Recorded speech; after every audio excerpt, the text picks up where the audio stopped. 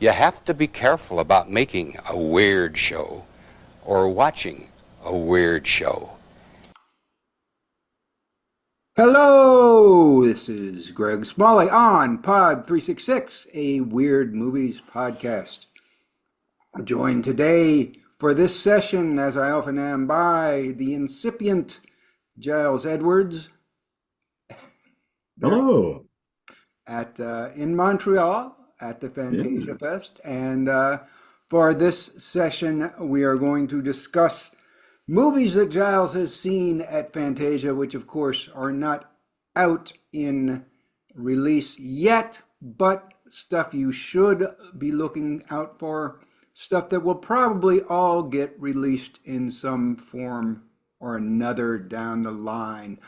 Mhm. Later today, or probably tomorrow, I'll be joined by Penguin Pete Turbovich to discuss the other week's releases. We have a heavy week of releases this week to discuss, but let's discuss the Fantasia Festival first with Giles. Giles, any opening Yes. remarks?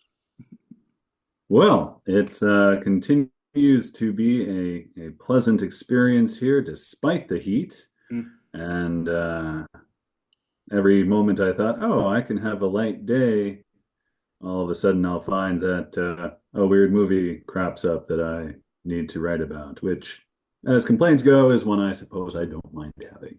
Mm. Before we talk about, there were four movies we're going to spotlight kind of today. Before we talk about those, are there any other movies you have seen that are kind of maybe not weird or less weird, but you still recommend? As you did last week, we had the I Am Frank Elda and Mhm. Cielo were both recommended movies, even though they weren't quite weird enough to be featured here. Anything new this week to add in that category? Yeah, let me just dig up my notes here. I'd say one of the coolest, most fun things that I've seen, and this is an opinion shared by a handful of the other badge holder buddies of mine. There's a animated film from a pair of Chinese filmmakers, The Girl Who Stole Time, which is a very high quality fun, funny, and then ultimately rather emotional in a way that uh, managed to feel rather genuine. So there's a lot going on with this, with great action, family-friendly action set pieces, cleverness. I'd say at least on par with some of the better Pixar productions of the past, which, from my limited experience, but confirmed by one of the Fantasia programmers who'd know well, is perhaps a new high watermark for Chinese animated cinema. So The Girl Who Stole Time was a delight. In my brief remarks in the omnibus, I'd say its combat style is reminiscent of Kung Fu Hustle. So there's, cartoon things going on, but this time, of course, in an actual cartoon. Other a particularly, I'll say, particularly Japanese oddity, despite the fact that the main character is an ancient Chinese statesman. And this movie took me forever to actually figure out how the title is pronounced, because it's about Kong Ming, who to remind those who don't quite remember, was a strategist and inventor who lived through the end of the Eastern Han Dynasty, circa 184 through 220, and the early Three Kingdoms period of 220 through 280. I quote this directly from Wikipedia, so I thank them. This individual has, for whatever reason, been transported to contemporary Tokyo Hmm. and is applying his strategist knowledge in the field of musical promotion between three major studios hosting a competition. So very ridiculous, silly, some would say stupid kind of thing that is pulled off with the kind of aplomb I expect from manga adaptations, in that everything is done as if it's, real and meaningful, which adds very well to the comedic element for that. And I guess I'll wrap up my broader comments about not items I won't be writing Apocrypha reviews for while I'm here. A film called Transcending Dimensions, which is another Japanese movie that is something of a black comedy, something of a revenge thriller, something of a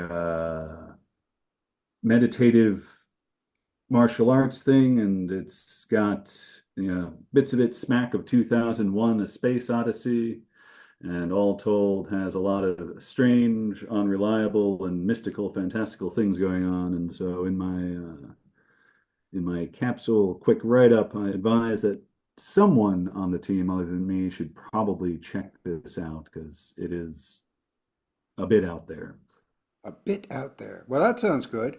Well, we'll see. I will see if it's what the availability options are down the line. Um, okay, well, now having gotten through those recommendations, recap your recommendations by title, please, if you would. Sure. The ones I just spoke about? Yes. Yes. All right. So, The Girl Who Stole Time, great family-friendly animation thing.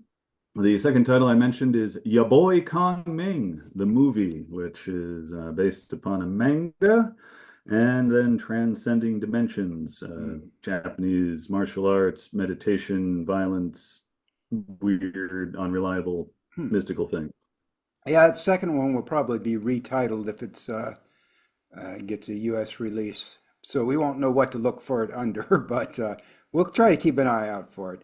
But let's get into the ones that you have written up, or three of these at this point you've written up, and one of them is about 90% done, I think. Mhm. You can see the screen. I can. Do you have any preference as to which? Well, let's start the one that you censored, just to move along. Get that. All right. Let's start with So, this one. This, of course, in the uncensored still has a little bit of nipple there. So I've taken care of that, so your uh, yes, our squeamish. abilities won't be offended. In this, at least two of these movies have very heavy kind of sex components, so we may be skirting close to the line of 366 After Dark, but let's just go ahead for general audiences and see what we have. What is this still? What do we see here, Giles? All right. What we see here is it's a kitchen interior. See some sink, microwave, cupboards.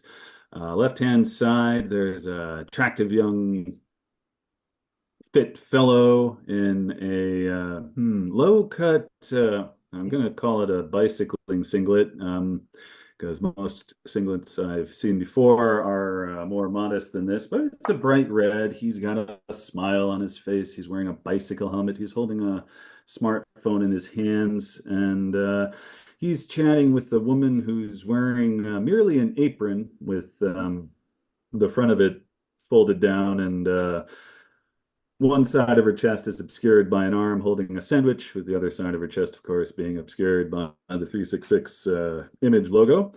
And she's smiling too, and they both look very happy and contented, which, considering what they've just been up to, is appropriate. Okay. Something else I notice is that there is small stack of cash sitting next to the woman. Oh, yes. And Yes. She oh, go ahead. well, she was going to be using that to pay the young gentleman, for he is a prostitute. But the reason he's holding his phone in this scene is that he really wants her to pay through the app. Ah, Him and his sort of team of, yeah, I guess it's a sort of prostitution co-op kind of thing. Have a little app cover in that they are ostensibly a food delivery service with oddly high prices for the food items that are advertised. Okay, you can still see the screen, right? Yep. Okay, another question. What in the world is that sandwich she's eating? Because it looks like a corn on the cob stuck in a bun from here. With the close-up shots, I think it's an Italian mixed thing with shredded lettuce and different layers of, cured pig. That is what officially, or at least for legal purposes, she purchased for $400. Wow, $400. That's a nice sandwich. Uh, And who are the actors in this scene? That is, well, the fellow on the left, I believe this is his first movie. I think the credits said introducing. That is Hal Baum. He is Liam, the lovable prostitute. And on the right is Ginger Lynn, also credited as Ginger Lynn Allen. It was unclear because IMDb says one thing, and then the interview I had that included her, she said another. So she is an actress of note. Well, uh, she is. So you're saying in the movie she's credited as Ginger Lynn? I believe in the movie she's credited as Ginger Lynn. She introduced herself as Ginger Lynn Allen, Okay. but she is a star of classic adult films Yes. that got cast here. And I happen to know the difference between, we have another gentleman joining us at the last moment. Hey, Here he comes. But in the meantime, let me, I know the reason why she's credited twice. When she was an adult actress, she was credited as Ginger Lynn. Um, hmm. Now, when she went legitimate into mainstream movies, she started being credited as Ginger Lynn Allen, which is why I was surprised that in this movie she would go back to being credited Ginger Lynn, but still introduce herself as Ginger Lynn Allen. So Pete Turbovich has joined us late, having forgotten I to thought do it the was near my conversion. time. Forgotten to do the time zone conversion. Okay, all right. I thought it'd be near my time. Never mind. We have jumped in and are already discussing the first movie. You Um, look awfully casual. yeah. Giles, describe the movie for us. I will try. Um, it's Complete directed, with written name, by title. I Alex don't think we've Phillips. titled it yet. Oh yes, this movie is called Anything That Moves. Um, directed written by Alex Phillips, who brought last year, 2 years ago, brought us Jacked Up and Full of Worms, which focused a bit more on drug use and grief through the lens of psychedelic-esque drug escapades with worms. This one is focused much more heavily on, well, on the surface, sex. There's lots and lots of sex stuff going on here. I'd say it probably maybe qualifies for an X rating if one is going to consider what's going on. The first, 15, 20 minutes are the montage setting up our character. And since our character is a happy, eager, successful prostitute, there's a lot of his work as doing that with ample nudity. But there's also a nihilistic dark, or certainly a dark streak that takes root after we meet our characters and begins to take over the film more and more, ending in, well, I guess before a coda scene, there's a very unpleasant finish to this business, well, near finish to this business. So it's a fascinating combination of whimsical sex romp and bleak drama. Now, when you say X-rated, you don't mean like explicit hardcore. You just mean a lot of sex. Yeah, it's not quite explicit hardcore, but golly, if it doesn't brush up close to that. Okay. And you did an interview, which we have already posted with the director and the actress who is pictured here. Hmm.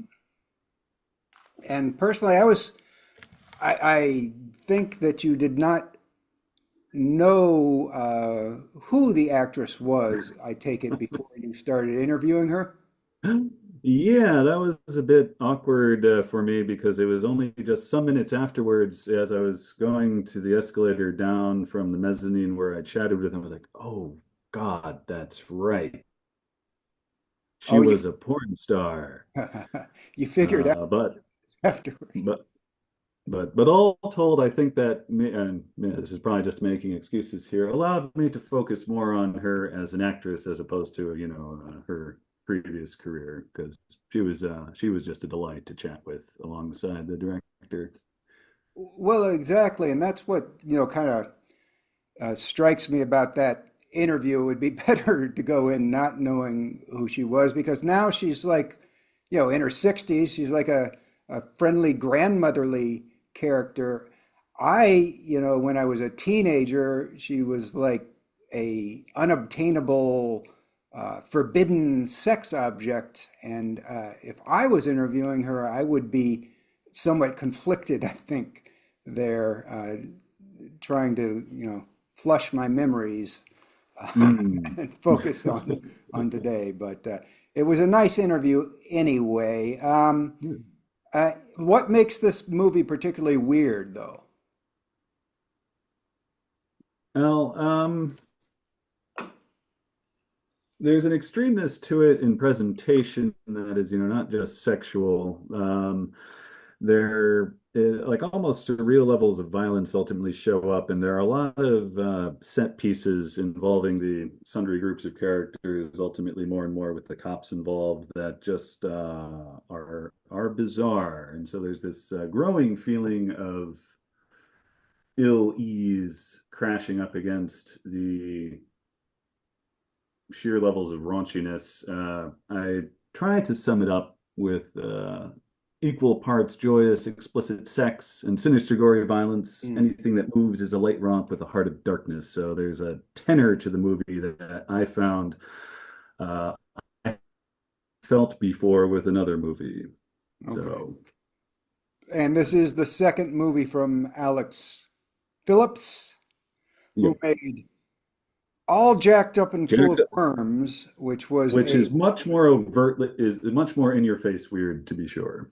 uh-huh, but also had an element to it that was kind of shocking and that really, I think, proved to be a barrier to a lot of people being able to enjoy the film on its own terms. This little factor of that movie. I guess I won't spoil it, but it turned a lot of people off. So, but this one is Yeah. just more in your face sex and violence. Yep. But certainly also with that thing he did in the first movie that I believe you're referring to. That, yeah, Has that edge that yeah. Ultimately, yeah. okay. Um, so be curious to check this out. Pete, do you have any thoughts on this? Just having seen the still, I guess, and heard our discussion. Um, nice logo placement. I'll say that much for the sensor dot. Pete, did you know who Ginger Lynn was?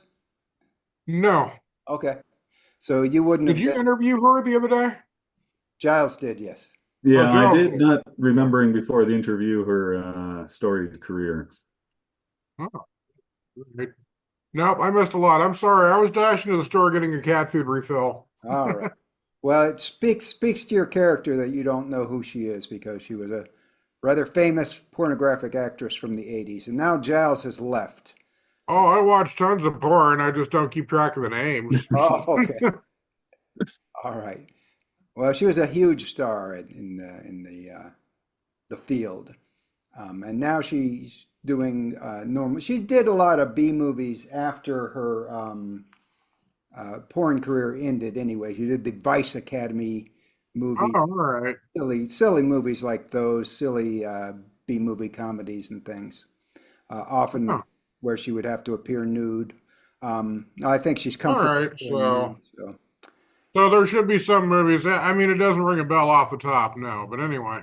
Okay, let's All move right. Well, on. we're interviewing celebrities now. Yeah, let's move on to the next one. We have a still here. Giles, what are we looking at? Another They anime? were looking at an ornate pink room with a curtained wall. There's lots of gilded undersea sort of coral growths and those, a bunch of those, those things. If you look at footage of, uh, tropical waters, you see these beautifully colored I guess they're plants or superorganisms or whatever they are. And seated in the middle is a young fellow in a kimono raising his right leg. I'm gonna guess seductively might be the intent there. And he's wearing a cowboy hat, and he's leaning up against a striking young woman fish, Mhm. a roughly 5 foot pink koi fish with little eyelashes, some lipstick, little regal adornments, and it looks like she's got not exactly matching red kimono, but certainly a similar one, and she has her fin hands together in a prayer style salutation of respect for the camera, as I believe this is them preparing for an impending ceremony. Okay, so this is something I know nothing about. I haven't even read your partially completed review yet, except that uh, it looks like an anime. So why It don't you is. describe it? Yeah, it is an anime. It's I believe it's the director's first film he's directed, having worked as a head animator for uh, some number of years. Major, let's see if I can quickly dig something up here. Made Studio 4 Degrees C Company Limited, which is a name that will mean something to a number of viewers or listeners there as a big thing.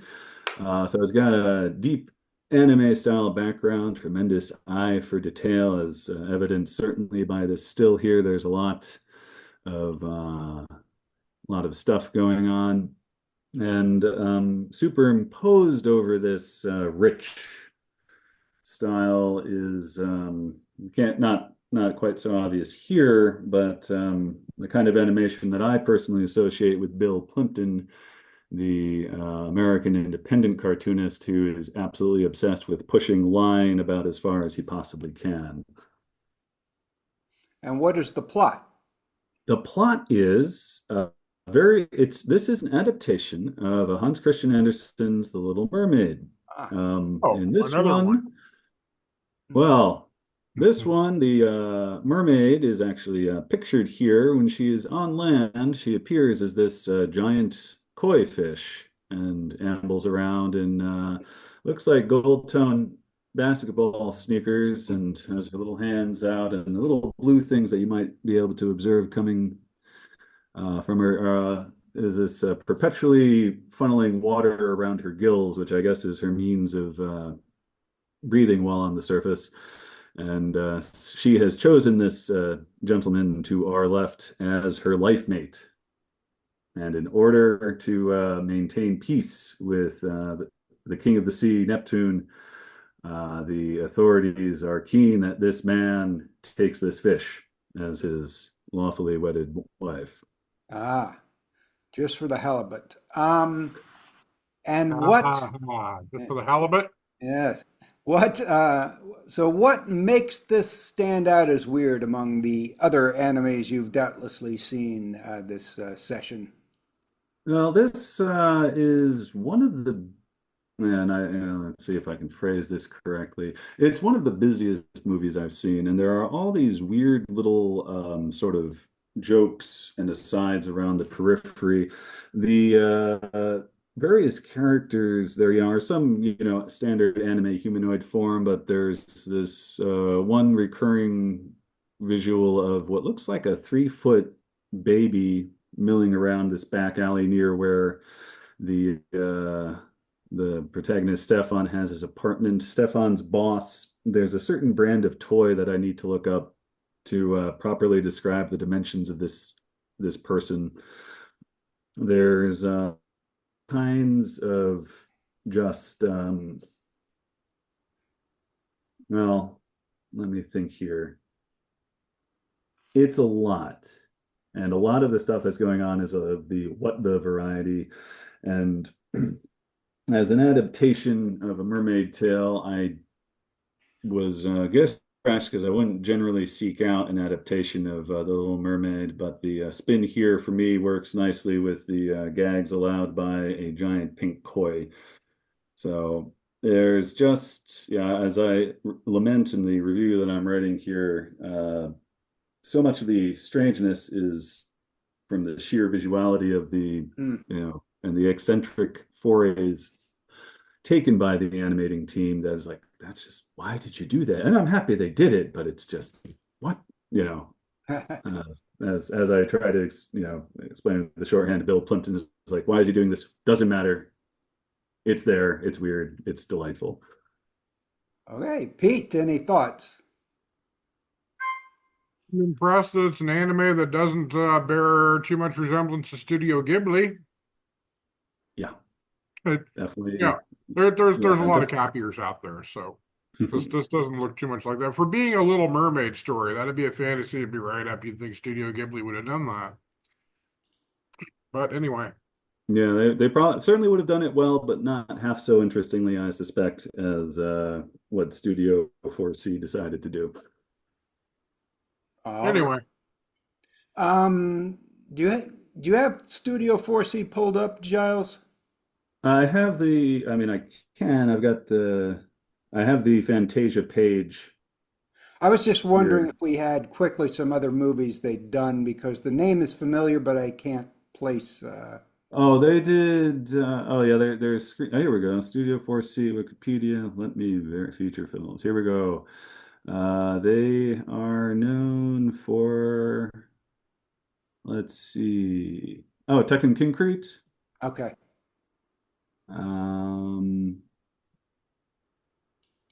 Bunch of TV series. Mind Game from '04, I think, is one Yeah. I've heard of. Yeah. oh, Yeah. Two of our certified weird movies they've done, Tekken Kin, Create, and Mind Game. So they are a major player in the weird anime scene. I was very hoping. good. So hopefully this one will live up to those other titles. All right, but let's move on to one that I hope doesn't get us in trouble for saying the name repeatedly. First off, Giles, well, let's just get it out of the way. This is Fuck Toys. Yep. And Giles, what is the still I've chosen here? The still you've chosen here is a young woman in a short dress, shoulders exposed, heeled stiletto shoe sandal things, and she's seated in what looks like a ceremonial circle. There's some cryptic symbols daubed over red, and surrounding this circle are some couple dozen candles. Yeah. And so she's facing some supernatural trouble. And you can see when it's blown up this big that the candles, uh, the light flares from each individual flame form like this grid over the surface, Yeah. which is very cool looking, like a grid over the whole surface of the film. And of course, as I said, this is Fuck Toys. What can you tell us about F Toys, Giles? F-Toys is heavily inspired by, let's see, certainly John Waters kinds of things. Although I suppose having chosen a bolder title than he would have taken. And what else? Oh yeah, there's a real generic 90s sensibility about it, as seems to be a fashion these days, with nostalgia from the increasingly old people who are looking back on their childhood here. And this is, I guess, in some ways kind of similar to anything that moves, in that this is a strange experience largely through two conflicting sensibilities not smoothly getting along with each other. Why it might join the Apocrypha blurb is sure, it's got leather bondage cops, ritual sacrifice, a golden phallus, and so on. But what truly makes F-Toys an odd duck is that its dirty NC-17 veneer encloses a warm-hearted romantic comedy adventure that shines through the underneath sleeves. Okay. And what is the plot in general? Well, it kicks off with a scene where we learn that this young woman, in the first of four psychics that she talks to about this, has been put under a curse that will eventually tear away from her everyone she knows and loves, and her health will deteriorate and so on. And but don't worry, this curse can be lifted through a ritual sacrifice of a baby goat, and at the low cost of $1,000. So the movie, the plot framework is there for the various encounters, of course, but it's just a simple quest for this stripper and prostitute to get the cash for this procedure. All right. And you had an interview that we've placed up on the YouTube channel and the blog page with this director and lead actress, and I believe also the writer. And I'll probably mess up her name. I'm going to go with, from memory, Annapurna Sriram. Annapurna Saram, so pretty close there. Yes, and she described this movie, seemed like a very fun interview. One thing that I thought was interesting, not having seen the movie, is the interview revealed that there was, despite being named Fuck Toys and having this NC-17 sheen, there was no nudity in the movie and no actual sex scenes, apparently. There are certainly no sex scenes. Nudity, I think, maybe see up to 3 nipples. So what would have fallen back in early 80s PG levels of skin exposed there, but yeah, it's lots of stuff is either alluded to or simulated oddly. It's like, take vis-a-vis the golden phallus is a stand-in for what would have cranked this directly to post R levels. So quite a difference in strategy from our first movie, Anything That Moves, which apparently was just packed with sex. And this one is very perverted, but with everything kind of suggested and described rather than shown in great detail. Yeah, it's yeah. I think that's sums that up. How about violence in this one? Not much violence. I mean, there's a sort of friendly yard fight that introduces the main character's very good friend, but it's one of those things where they're joyously punching and slapping each other in what I don't quite remember the context, but it's all smiles and fun. So I'll have to see it to see how it gets up to NC-17 with no great amount of violence, sex, or nudity, but we'll see. She also, I will point. Does it have a lot of Satanism? No. I mean, there's some mysticism in it, but yeah. From the interview, I gathered that while she is influenced by John Waters, it seemed like she took her influences more from the second half of John Waters' career, not from the trash trilogy half. She was referencing movies like Polyester and Hairspray and the later John Waters campy movies. So yeah, definitely a campy movie here. Any further questions there, Pete? Giles, you actually sat there counting nipples? I just have a very good memory.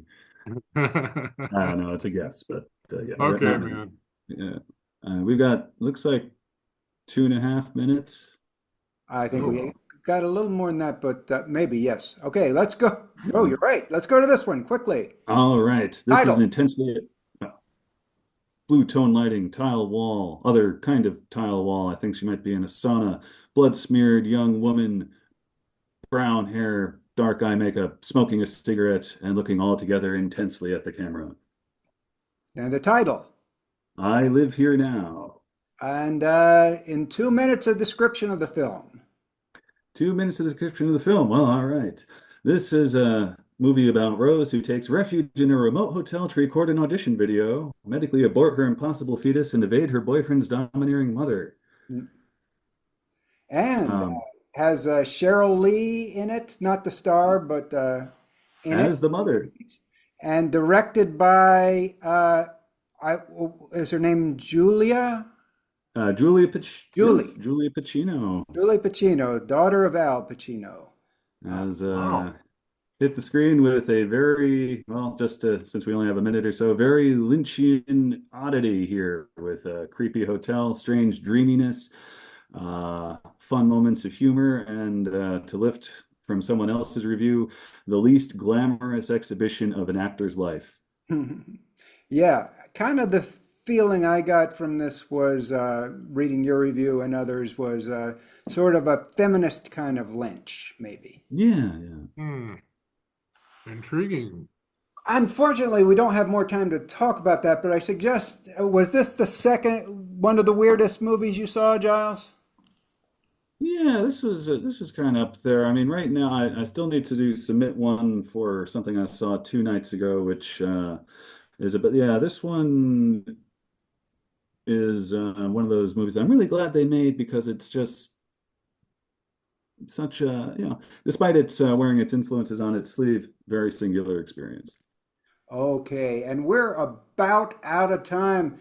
Pete and I will be back to discuss the week's releases, but we have to say goodbye to Giles, who has other commitments. And so we will see you soon. Bye-bye. Have fun, Bye-bye. Giles. Thanks. Hello, and we're back. Giles Edwards has long departed this vale of tears, but Pete is still here to discuss this week's physical media releases. Hi, Pete. Hey there. And we're looking at a pretty good list today. I noticed there's something for everybody, I think, this time around. There's something for lots of people, for sure. There they are. Can you see them? Yep. Here are our topics, releases to cover this week. 7 items. More Yeah. movies than that because we got a box, big old box set in there. But let's go with what I think is the most. This is the only new movie on our list, and it's kind of an exciting rediscovery. Pete, would you like to describe this still? Yes, this is a black and white still of what appears to be a stage show production. A woman in the foreground with a bunch of very sparkly garlands coming out of her head as like an elaborate headset, like a Vegas chorus girl, perhaps. And 3 gentlemen making a backing chorus behind her in identical matching white suits, black tie tuxedo ties, and bow ties, and clocks on their faces, all set to different times. Yeah, I think those are paper plates made up to look like clocks. That could be it. Yes, I wouldn't swear to it, but anyway, and matching bowler hats, of course. Yes, and do you know what this would be from, this This extravaganza? would be from Automatons. It would not be from Automatons. Nope. One more try, or should I? RoboGeisha? No, it's Scarecrow in a Garden of Cucumber. Oh, wait a second. That one. Yes. Okay, that is a long lost film. Okay, we're starting with that one. Yes, Yeah, as a matter of fact. and That that. was one thing I was trying to look up in my Velvet Underground book, but there was no mention of this one since it involved a Andy Warhol Yes, Andy Warhol alumnus, Holly Woodlawn. that is Holly Woodlawn in the foreground there. I do not know why this movie was lost. It probably has had very little appeal at the time. It's So it had Holly Woodlawn, which should have been kind of a name that would have attracted some cult attention. I'd have to look into the story behind why this film got kind of lost and is just being rediscovered now. But it kind of has that feel of a Paul Morrissey movie in the late 60s or an early John Waters movie, very underground comedy kind of thing to it. And it looks quite wild from what you can see in the trailer. Did you watch that trailer? Yeah, I did. It's short. Yeah, that one wasn't all black and white though. No, There wasn't it in color. most of Anyway, it's in color, yes.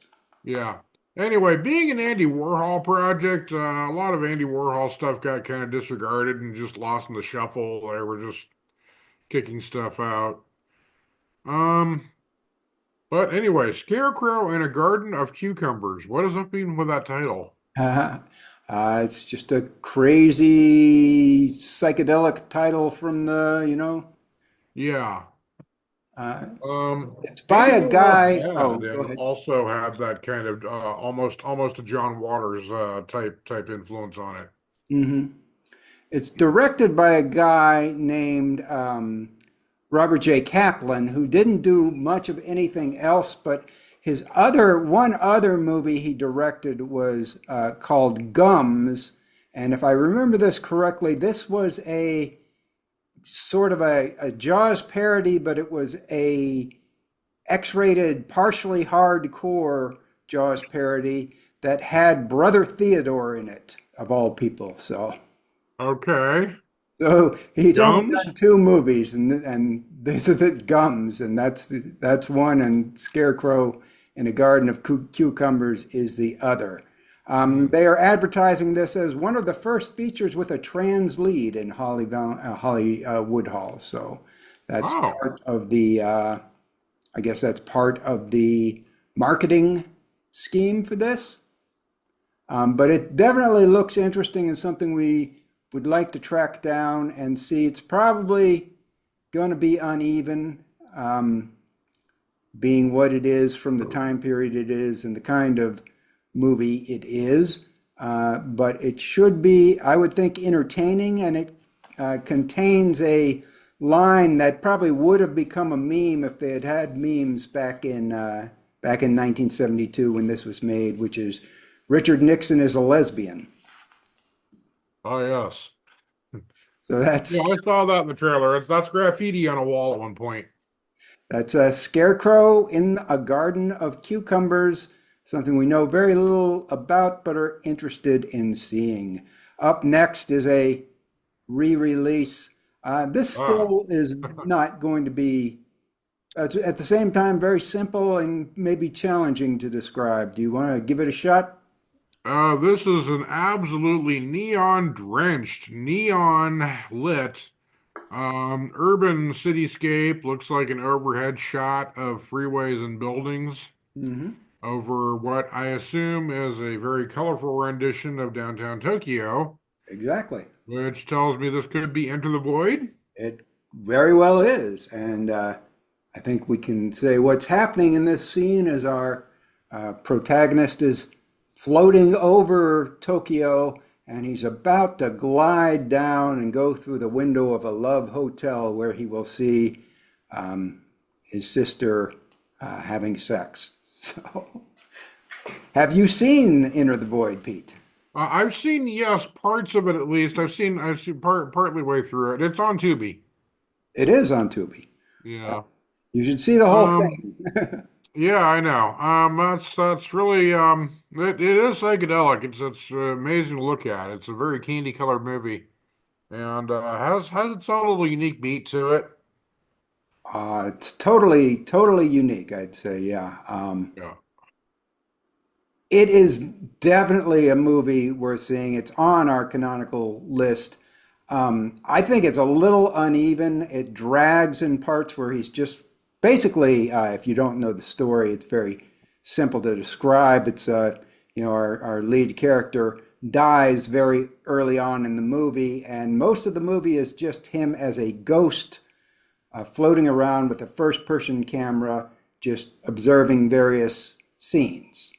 And it's all kind of I guess the premise is that is the old urban legend about a bunch of DMT getting dumped into your brain when you die. So he's kind of hallucinating in his death throes, and you're watching his hallucination. It's I thought it dragged at certain parts, and did not think the protagonist and his sister were at all sympathetic characters, which didn't help me enjoy the movie.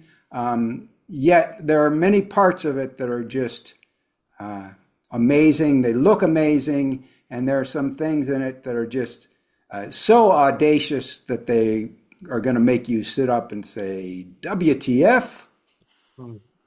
So I think there's nothing really exceptionally special about this. It's just a re-release from IFC Films. I don't think they have anything especially new here except for like a new slipcase. There may be there's an audio commentary by film writer Elena Lazic. I don't know if that is new or refers to a previous edition. There's also a featurette video essay called Sex and the Dead, which may be new.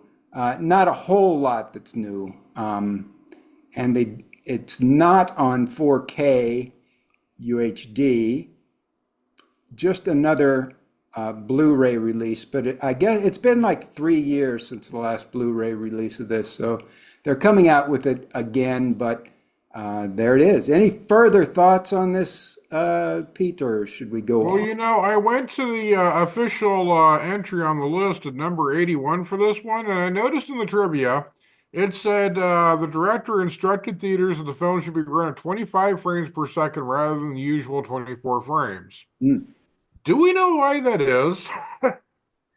I I don't. can't imagine. I guess it gives it a more sort of druggy feel to it, perhaps.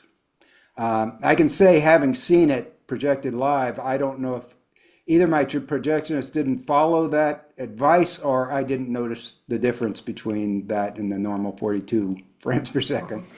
Huh. And All right.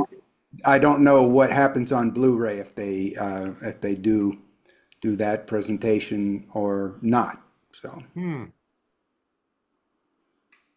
I don't know, is my answer. Anyway, let's move on to another one that is also a re-release. You want to describe this still here? I do believe that's it's a Christmas tree and a couple of people standing near it in very festive garb. One's quite short and almost looks like he's wearing a gimp mask, or else he's sitting down. It's kind of dark and hard to see back in there. The other is a woman standing up in an elegant gold dress and looking very regal. And they're next to a Christmas tree, which is all lit up in a contrastingly drab and concrete brutalist room interior. Yeah.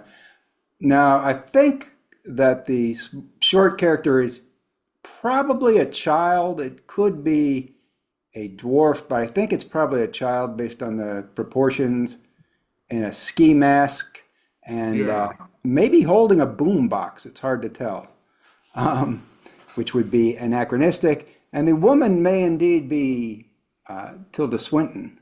Tilda Swinton, everybody's favorite mommy dominatrix crush. Because she is in this movie, which is Edward II? Edward II, yes. The movie from, I haven't seen, Giles reviewed it for the site, gave it an Apocrypha recommendation. It's from Derek Jarman. It is an adaptation of a Christopher Marlowe Elizabethan play, but of course it's a very avant-garde and very queer-coded.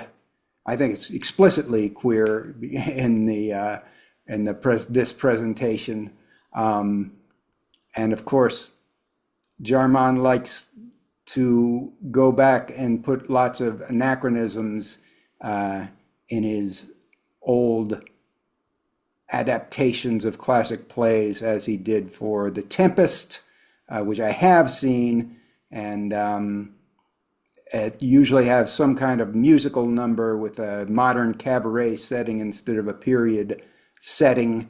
Yes, it's going to be definitely, though I haven't seen it, definitely can recommend this as being weird. If you don't know Derek Jarman, he's a contemporary of Ken Russell and worked with Ken Russell a lot. So if you're, you know, Ah, if you're thinking of watching, you're going to be watching a Ken Russell adjacent movie, you're not very far off. But it's more where Ken had that Catholicism running throughout it. Jarman has his homoeroticism running throughout it instead. So, I see. any further thoughts about this, Pete? Nah, although that is unusual for a period drama to also be, um, done in a avant-garde way, as you put it. Hmm. You don't see many of these days. No. I'm kind of wondering if we're ever going to see period dramas from like, the 80s. No, that's Well, probably not. All we right, next movie hey, before I say anything else dumb. I just saw a period drama from 2025 last night. I know.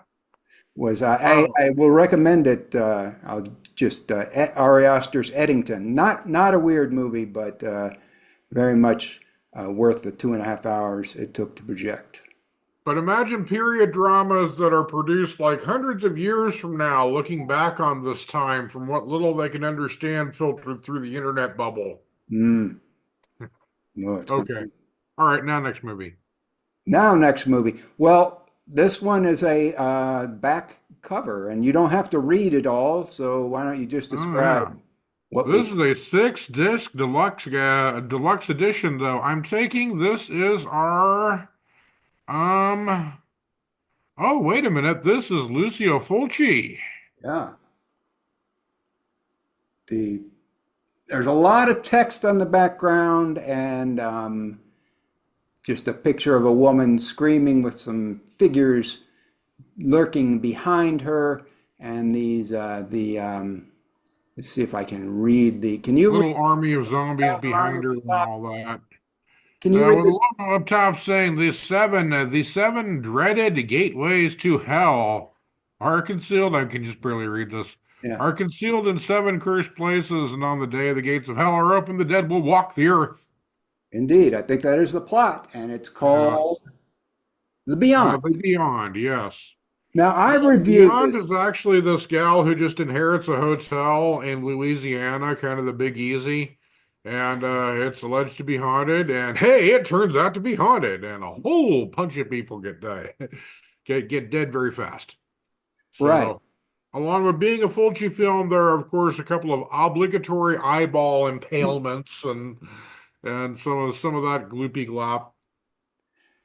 Now, I reviewed this for the site, and I am kind of not really as into Fulci as a lot of other people are, including you, I think. Yeah, he's not my top one, but he's out there. He's doing his best, and by golly, I love seeing an eyeball skewered as much as the next red-blooded American. What I remember most about this film is the extremely loud tarantulas in the movie. Oh yeah, that scene, yeah. Oh, Is a little bit surreal. Also, there's, a very creepy woman with all eye whites, blind woman, psychic type. yeah, Um, the six. Beyond. This is a 6-disc edition, so it comes with a UHD, 3 Blu-rays, a DVD, and the soundtrack CD. Now, the DVD and one of the Blu-rays, I think, completely duplicate themselves. I think they're both just copies of the Seven Doors of Death, which is what they describe as the notorious Aquarius releasing version of the film, presented from the original analog in 1-inch video master, accompanied by new interviews. It's just an alternate cut. that they describe as notorious. There are a bunch of special features, 3 commentary tracks, lots of in-depth interviews with just about everybody associated, including the poster designer with it. So if you're into the Beyond, this has everything you could possibly ever want. There will never be a better edition, I would say. Maybe they'll find something else, though. What do you think, Pete? Oh, I'd say it's a must grab it for a hardcore Fulci fan after all. Yeah. This is probably one of his better regarded movies too, as far as Fulci goes. So I mean, he did a lot. Mm. Fulci, I remember reading he would like have a set where he'd be contracted to shoot one movie, and then on the dodge after he was done shooting movie number 1, he'd reuse the same stars and sets for his own script and shoot movie number 2. And he Yeah. would do like 2 or 3 movies concurrently. So the man had a heck of a hit count in his lifetime, but very few notable, really notable features that stand out. This is the one that every Fulci fan's seen. This is from 1981, and it's a big one, especially when you're considering just his horror output. On the other hand, I do think Fulci was better at the beginning of his career when he was working in giallo, and he did things like A Lizard in a Woman's Skin, which is a pretty interesting, one of the better giallo movies. And I think it's like Was I talking about Jess Franco there or Fulci? Yeah, okay, go on. we're supposed to be talking about Fulci. So yeah, in 1971, he released Lizard in a Woman's Skin. This is 1981. But it seems like with every year that passes for Fulci, every new movie, he cared less and less about it. He's just like cranking them out faster and faster till you get to, the late 80s, and he does something called the New York Ripper, which is just, I believe, kind of just absolutely terrible. So, but yeah, I'm not as big a fan of Fulci as others, but there is some interesting stuff there. And you're right, this is one of his more popular movies at the very least. So, are we done with this one? Oh yeah. Okay, let's move on. I just got a Blu-ray box cover for you here. Okie dokie. This is a stylized, very hyper-colored box cover, showing various poses of women who appear to be both an Oriental garb and have a kind of mechanical or robotic nature to them, including one that looks just like a big walking pile of tin. And this title is RoboGeisha. Right, and that's it. This is a Blu-ray, is not going to have any kind of special features or anything because it comes from Discotech, who people objected to me kind of poo-pooing the Discotech releases because they come with no kind of special features or any, they're just very bare bones.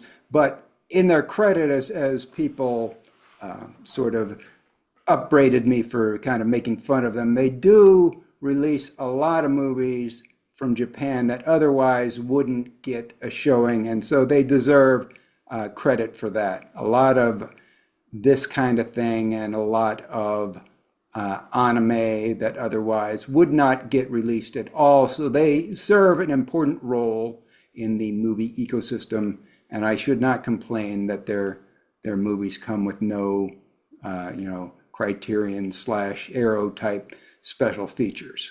About the movie itself, I just want to read something from my own original review, my opening comments from my own original review. In 2008, Noboru Iguchi made a movie called The Machine Girl about a Japanese schoolgirl who installs a Gatling gun in her arm and goes on a murderous rampage of revenge.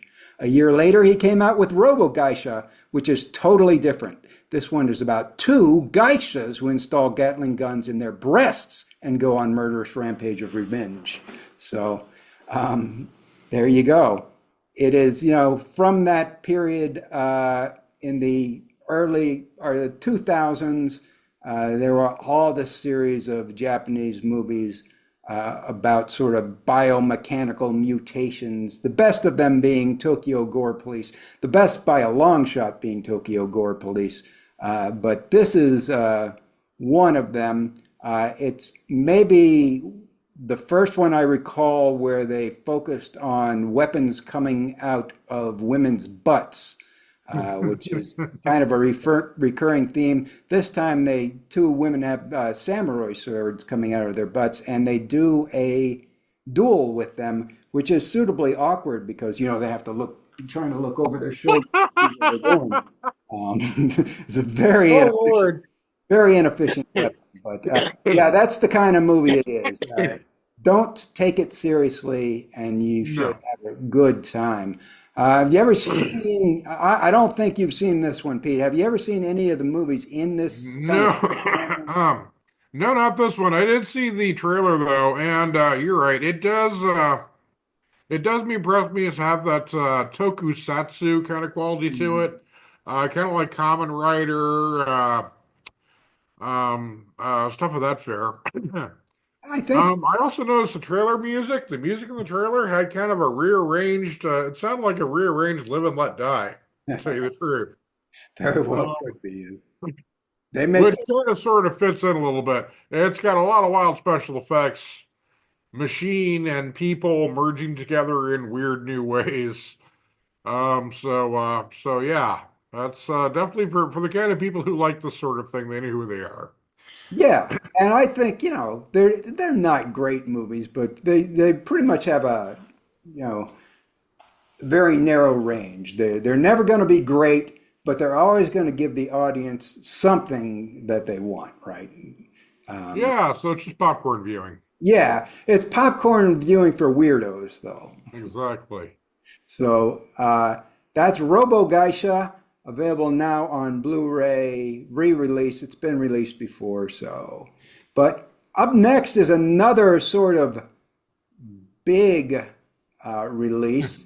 This one's probably a little too complicated to describe in detail, Pete, but what do you see? Big old box with black and blue and red illustration showing some rather eldritch scenes from various thriller and horror movies, along with the man himself depicted on the box and his name prominently displayed in Gothic lettering as Mario Bava.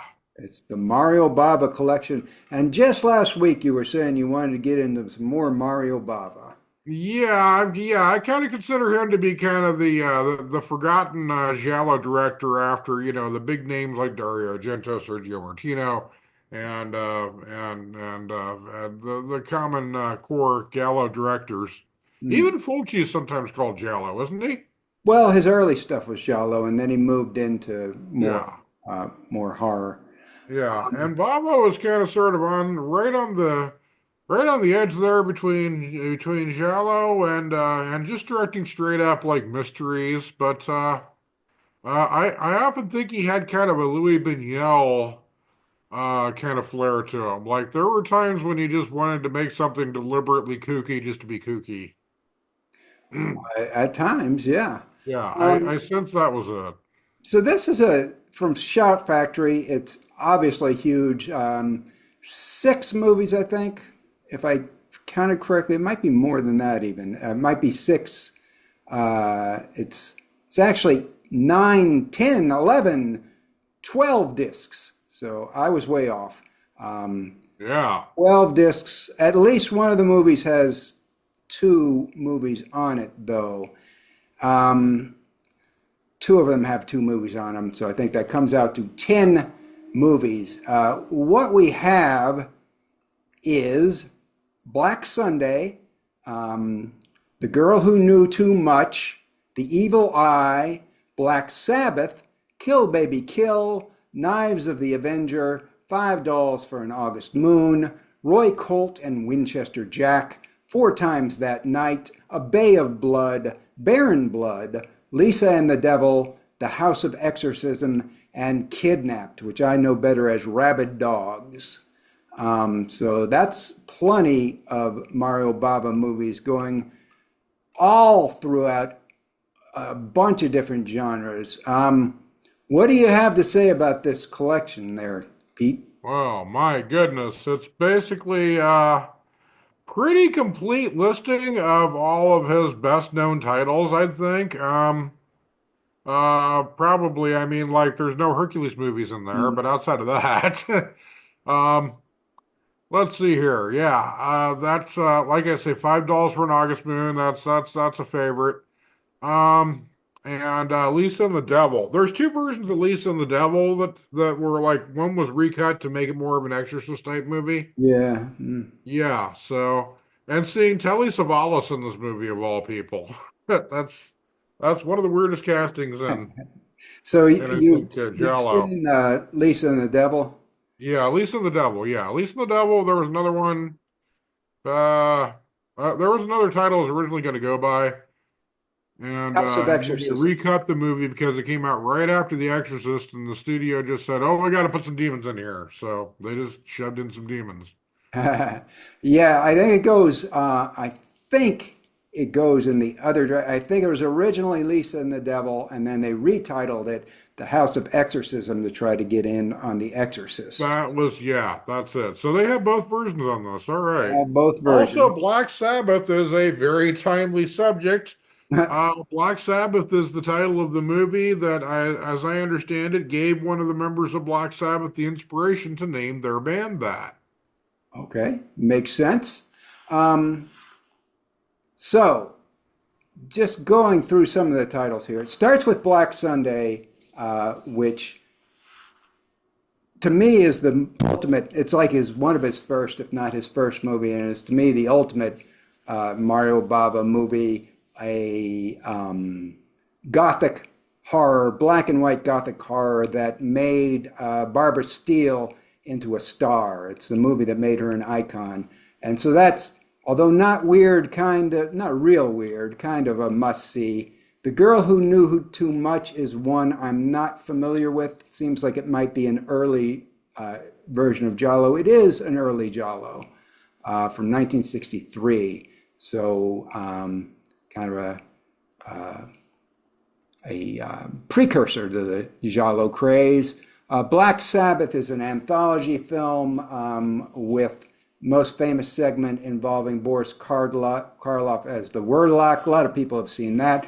Kill Baby Kill is another horror movie, stylish. A lot of fans of that one. Knives of the Avenger, one I don't really know, kind of a giallo, I think. $5 for an August Moon. Have you seen that one by any chance, Oh, Pete? I've seen it many times. Don't Okay. ask me what the hell's going on in it, but I have seen it. So that one's a giallo, right? Yeah, oh wow. That's how do I describe this? If you took Agatha Christie's and then there were none, that kind of formula, set it on an island, but then made it impossible that none of that there had to be some there the murders don't add up. In other words, the things that happen don't add up logically in the movie. That's shallow. And that might have been either Bava saying, I don't care if it's a 3-day project and I'm done, or it might have been him just writing on the fly and he just accidentally didn't, think through the plot logic, or it might be Bava just deliberately messing with us. Yeah. Next up is something called Roy Colt and Winchester Jack, which I've never heard of before. It's a parody of spaghetti westerns and Sergio Leone in particular. There is Four Times That Night, which is kind of a giallo version of Rashomon, as I understand. A Bay of Blood. Have you seen A Bay of Blood? No, I haven't. That one I haven't. No. Better title. I don't know why they changed it from its better title, Twitch of the Death Nerve. That's like one of the first slasher type movies. It's on that border where giallo goes into slasher movie. Yeah. So it's very much more focused on the stalking and killing than the mystery elements. Baron Blood. I don't know that one. Lisa and the Devil, which we've discussed, which is probably his weirdest movie, and Kidnapped, which is it's a movie, sort of straightforward thriller, although pretty exploitative, but really well done.